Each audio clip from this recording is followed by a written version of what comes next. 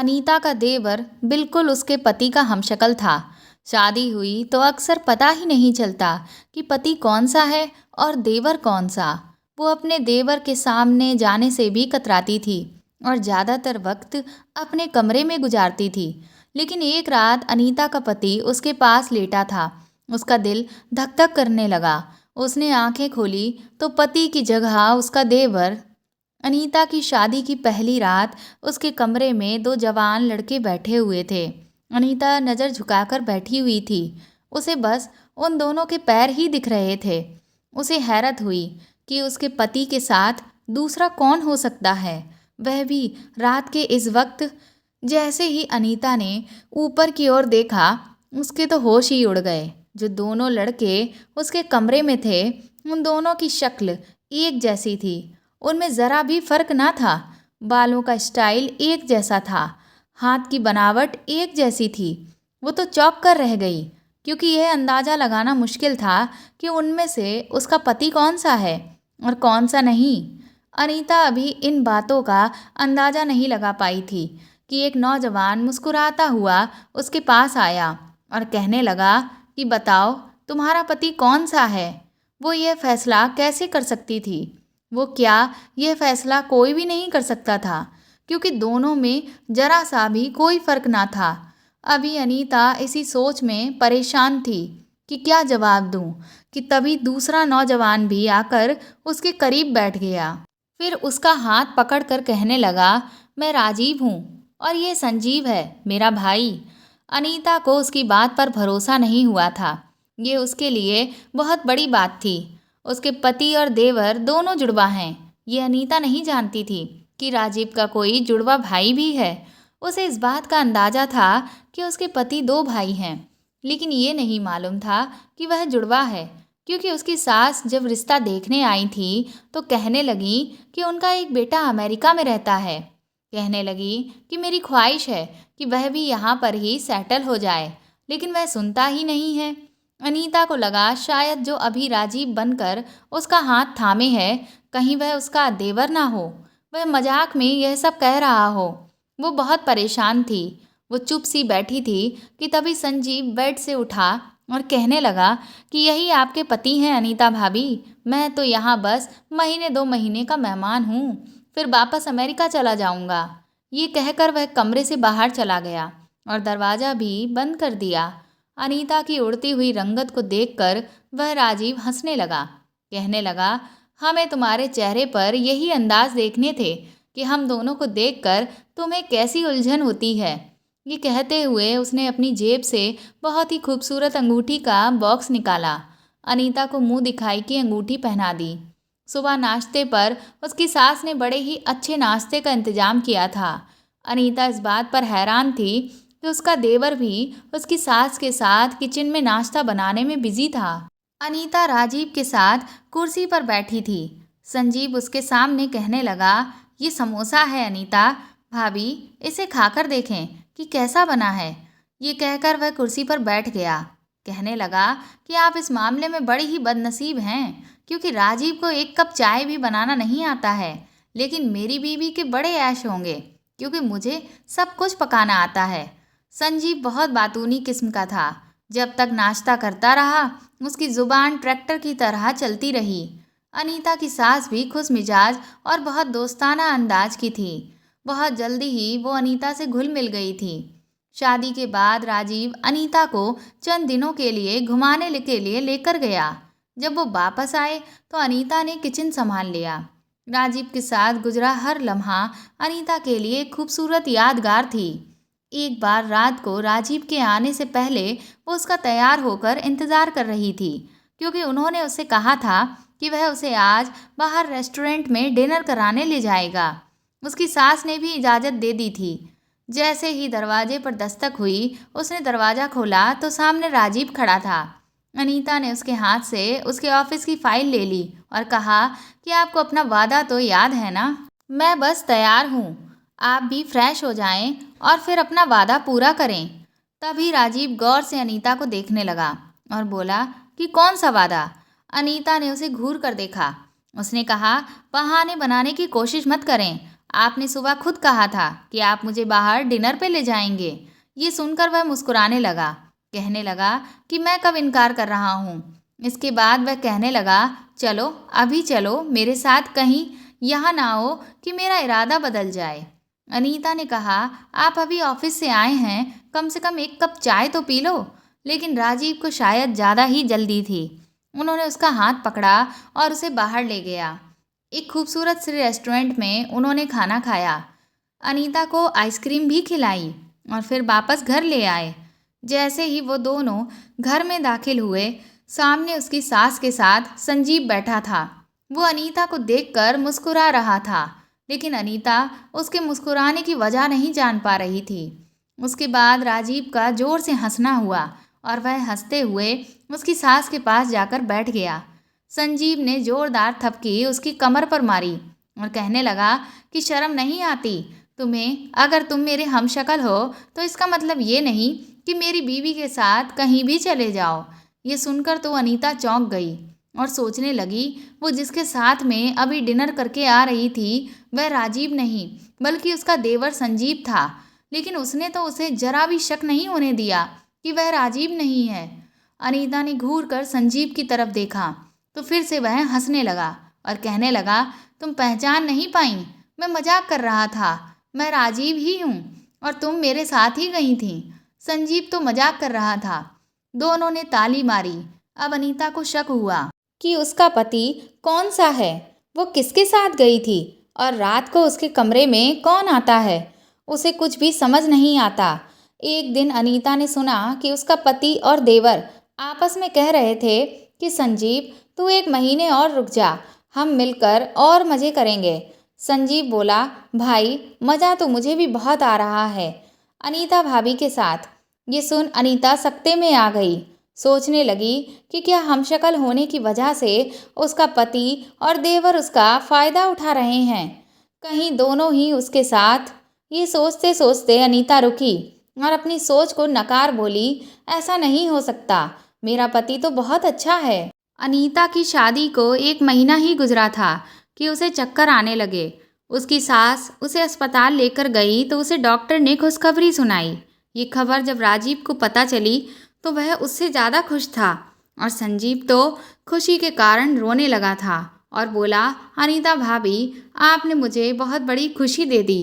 ये देख अनीता को थोड़ा अजीब लगा, लेकिन उसने कुछ कहा नहीं। उसके बाद वो सब लोग घर आ गए।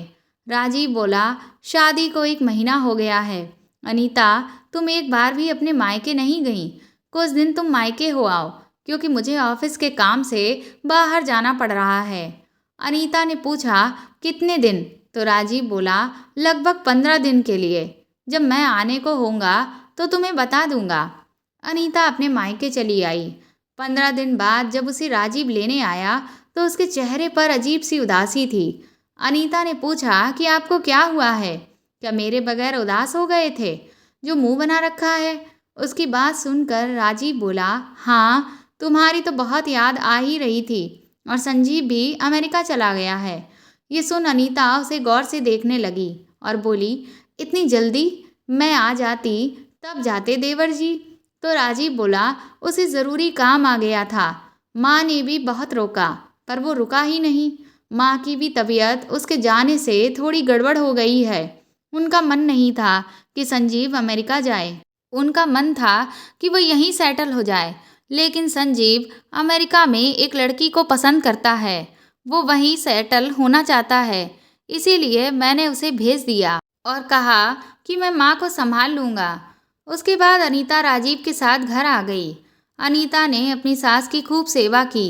वो कुछ दिन में ठीक हो गई। जब से अनीता वापस आई, राजीव उससे कम बात करता था और कमरे में रात को खामोशी से सोफे पर जाकर लेट जाता था। ये देखकर अनीता हैरान थी। उसने कहा कि राजीव आप सोफे पर क्यों लेटते हैं? वो कहने लगा कि मेरे सर में दर्द है, मैं सोना चाहता हूँ, तुम भी आराम कर लो। लेकिन अनीता उठकर उनके पास आ गई। उसे अपने करीब देखकर वह उठकर बैठ गया कि क्या हुआ तुम्हें अनीता? तो अनीता ने कहा, राजीव आप मुझसे नाराज़ हैं क्या? मैं मायके में इतने दिन क्यों रहकर आई हूँ, इसलिए आप सोफे पर सो रहे हैं। उसकी आंखें ना चाहते हुए भी भीगी हुई थीं। क्योंकि अनीता तो सोच रही थी कि वो उससे मोहब्बत का इजहार करेगा, लेकिन वह तो मुंह मोड़कर सोने की तैयारी कर रहा था। उसे देखकर कहने लगे कि नहीं, मैं क्यों तुमसे नाराज होऊंगा, तुम्हारा हक बनता है मायके में जाकर रहने का। फिर कहने लगे कि मैं तुम्हारे डॉक्टर से मिलकर आया था।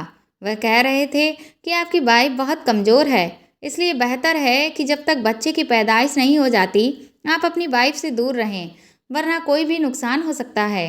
राजीव की बात सुनकर अनीता भी परेशान हो गई थी। कहने लगी कि इसलिए मैं चाहता हूँ कि ये पूरा वक्त संभल कर गुजर जाए। तुम आराम से बेड पर सो जाओ, मैं सोफे पर सो जाया करूँगा। सुबह राजीव के ऑफिस जाने के कुछ देर बाद अनीता अपनी सास के कमरे में गई। उसकी सास बहुत उदास थी। अनीता ने उन्हें समझाया कि आप उदास ना रहें, आपको उदास देख मैं और राजीव भी बहुत परेशान हैं। आपके साथ मैं और राजीव तो हैं ही। संजीव की खुशी अमेरिका में है, वो अगर यहाँ रहता भी तो खुश नहीं रहता। आपको भी तो ये अच्छा नहीं लगता, दूर सही पर वो खुश तो है। ये सुन अनीता की सास ने उसे गले लगा लिया और बोली कि तुम बिल्कुल ठीक कह रही हो, मैं स्वार्थी हो गई थी, अपनी खुशी देख रही थी। तुम और राजीव तो हो ही, और आज तुम्हें देखकर तुमसे बात करके दिल हल्का हो गया, और बहुत जल्द मेरा पोता भी आ जाएगा। अनीता बोली, और क्या, वो क्या बीमार दादी के साथ खेलेगा? जल्दी से फिट हो जाइए, उसे खिलाने की जिम्मेदारी आप पर ज़्यादा है। ये सुन अनीता की सास हंसने लगी। रोज रात को संजीव का फ़ोन आता था। गुस्से में उसकी सास उससे बात नहीं करती थी, पर आज उन्होंने संजीव से बात की और उससे कहा कि तुम परेशान मत हो, मैं अब ठीक हूँ, तुम अब आराम से वहाँ रहो। रात को राजीव ने अपना तकिया उठाया और सोफे पर जाने लगा। अनीता ने उसका हाथ थाम लिया। उसने कहा कि यहाँ पर बैठो मेरे पास, मुझे आपसे कुछ बात करनी है। तो राजीव उसके पास बैठ गया। अनीता ने कहा कि कुछ महीने ही रह गए हैं नए मेहमान के आने में, हमें चाहिए कि अब हम उसके लिए शॉपिंग करें। ये कहकर उसने राजीव के कंधे पर सर रख दिया, लेकिन उसे उम्मीद नहीं थी। एक झटके से वह उससे पीछे हट गया। उसकी ये हरकत देखकर अनीता हैरान रह गई थी। उसने कहा, आपको क्या हुआ है? तो कहने लगा, कुछ नहीं। फिर कहने लगा कि मैं तुम्हें पैसे दे दूंगा, तुम जो चाहे सामान खरीद लेना, लेकिन आजकल मैं ऑफिस में बिज़ी हूँ, इसलिए तुम्हारे साथ कहीं भी नहीं जा सकता। और राजीव सोफे पर जाकर सो गया। सुबह अनीता कुछ देर से उठी थी। उसने देखा कि राजीव ऑफिस जा चुका था। जब से अनीता प्रेग्नेंट हुई थी, राजीव उससे कोई भी काम नहीं कहता था और ऑफिस खुद ही नाश्ता करके चला जाता था। दोपहर के टाइम संजीव का फ़ोन आया। उसने बताया कि उसने शादी कर ली है। ये बात सुनकर पहले तो उसकी सास उदास हुई, फिर हंसकर बोली, खुश रहो, बहू को जल्दी घुमा ले जाना। फिर फ़ोन रख दिया। अनीता ने अपनी सास की उदासी दूर करने के लिए कहा, माँ जी चलिए हम लोग आने वाले मेहमान के लिए ऑनलाइन शॉपिंग करते हैं। ये सुनते हुए उसके सास के चेहरे पर मुस्कान आ गई।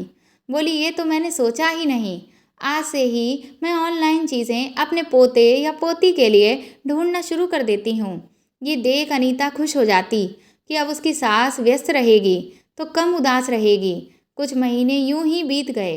अनीता ने एक बेटे को जन्म दिया। वो बहुत खुश थी। उसकी सास तो अपने पोते को देखकर फूली नहीं समा रही थी, लेकिन राजीव बहुत खामोश था। बार बार बच्चे को देखता और फिर नज़रें हटा लेता। बेटा 2 महीने का हो चुका था। अनीता ये नोट कर रही थी कि अभी भी राजीव सोफे पर ही सोता था।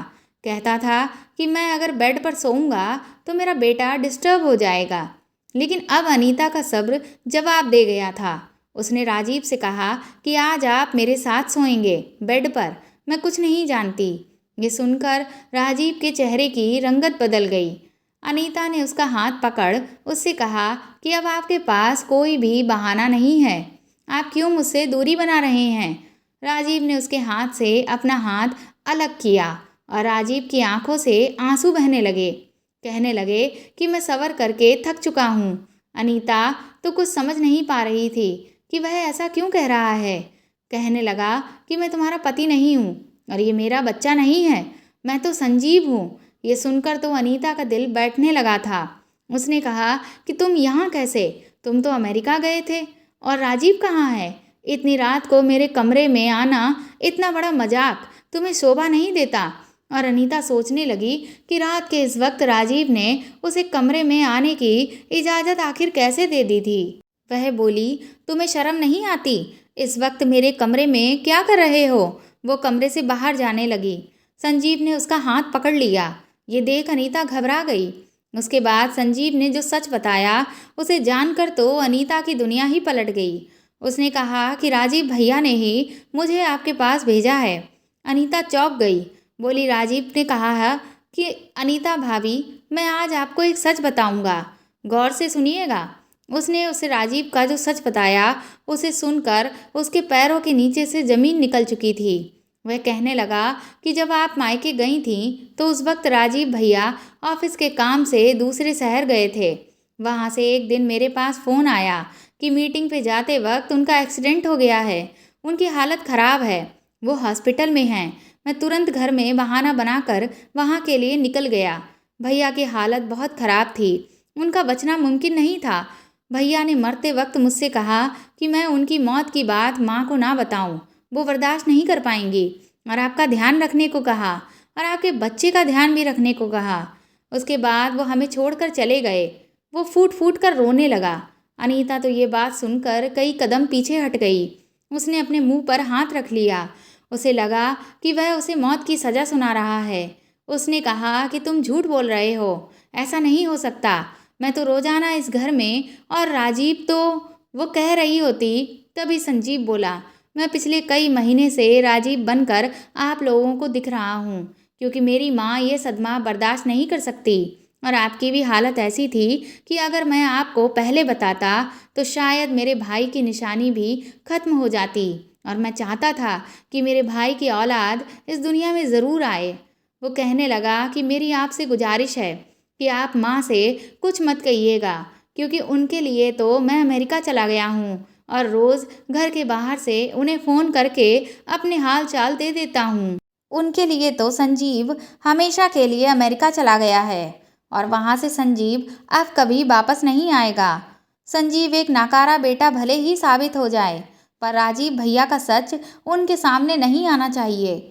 मैंने राजीव भैया को वादा दिया है, मैं यहाँ राजीव बनकर रहूँगा। ये सुनकर अनीता ने कहा, तुम राजीव बनकर कैसे रह सकते हो? संजीव कहने लगा कि मैं आपसे शादी कर लूँगा। ये शादी मेरी माँ की नज़र में नहीं आनी चाहिए। उन्हें हमेशा यही लगना चाहिए कि मैं ही राजीव हूँ और मैं आपको भी अकेला नहीं छोड़ सकता। आपका और अपने भतीजे का मैं सहारा बनूँ, ये भी मुझसे राजीव भैया ने कहा था। इसीलिए मैं आप लोगों को छोड़ नहीं सकता हूँ। फिर संजीव ने अनीता से कोर्ट में जाकर शादी कर ली। अनीता भी अपने बच्चे के लिए और अपनी सास के लिए इस शादी के लिए तैयार हो गई थी।